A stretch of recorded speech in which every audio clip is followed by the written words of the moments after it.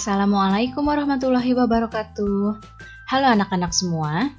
Hari ini kita akan belajar tema 8, subtema 3, pembelajaran ke-1 dengan muatan IPA dan Bahasa Indonesia. Sebelum mulai belajar, kita berdoa terlebih dahulu ya. Berdoa dimulai.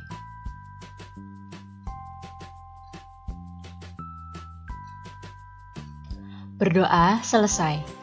Baik anak-anak, sudah siap untuk belajar hari ini? Kalau sudah siap, mari kita mulai belajarnya. Pertama-tama, kita akan mempelajari muatan IPA. Ketersediaan air bersih sangat penting bagi kehidupan manusia.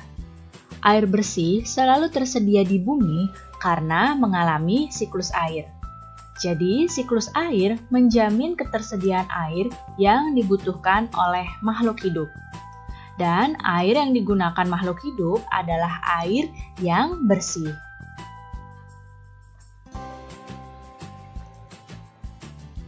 Setiap hari, kita memerlukan air bersih untuk beraktivitas. Manusia membutuhkan air bersih untuk aktivitas-aktivitas berikut ini. Nah, jadi manusia membutuhkan air bersih misalnya untuk minum, untuk mandi, untuk memasak, untuk menyiram tanaman, untuk mencuci baju, dan untuk mencuci piring.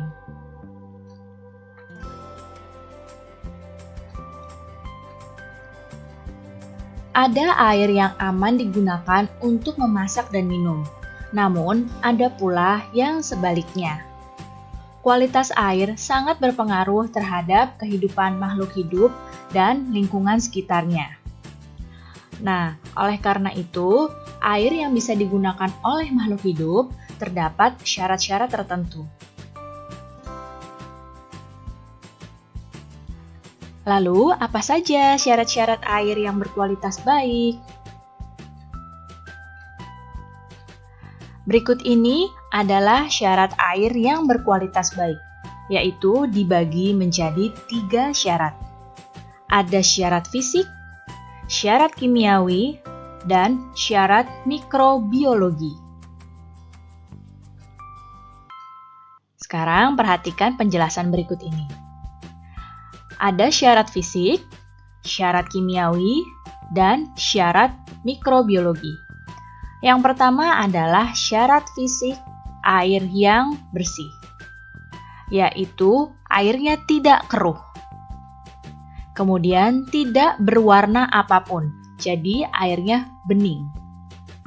Tidak berasa apapun, tidak berbau apapun.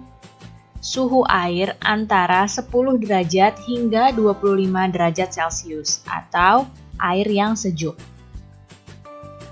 Dan juga airnya tidak meninggalkan endapan. Kemudian, syarat kimiawinya adalah tidak mengandung bahan kimiawi yang mengandung racun, kemudian tidak mengandung zat-zat kimiawi yang berlebihan, dan juga airnya cukup yodium. Kemudian berikutnya, syarat mikrobiologi air yang bersih, yaitu tidak mengandung kuman-kuman penyakit. Jadi tidak ada bakteri patogen yang dapat menyebabkan penyakit, seperti tidak mengandung penyakit disentri, tipes, dan juga kolera. Jadi aman untuk dikonsumsi oleh makhluk hidup.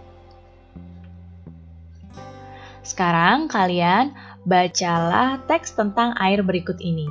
Dan sekarang kita akan belajar muatan bahasa Indonesia.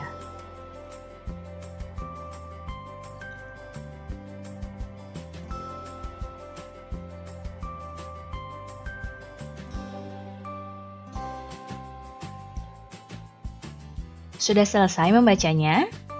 Nah, sekarang Ibu tanya, apa saja informasi yang ada di bacaan ini?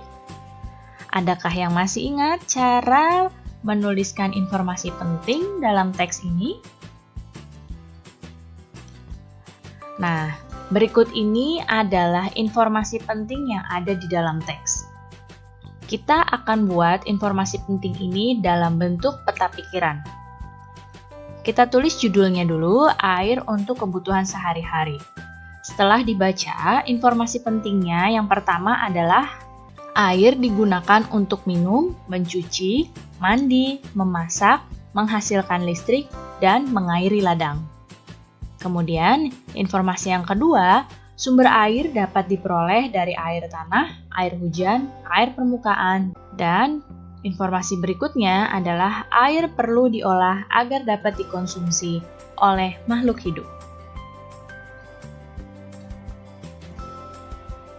Nah, berikut ini adalah hal yang terdapat dalam informasi penting pada bacaan. Yang pertama adalah objek yang dibicarakan di dalam bacaan tersebut. Berikutnya adalah orang yang ada di dalam pembicaraan. Kemudian yang berikutnya adalah berkaitan dengan waktu, berkaitan dengan tempat, berkaitan dengan alasan, dan berkaitan dengan uraian peristiwa. Nah, hal-hal ini dapat diperoleh dengan mengajukan pertanyaan-pertanyaan menggunakan kata tanya. Baik anak-anak, cukup sekian ya penjelasan Ibu kali ini. Mudah-mudahan kalian paham dan mengerti. Terima kasih anak-anak semua. Sampai jumpa lagi. Wassalamualaikum warahmatullahi wabarakatuh.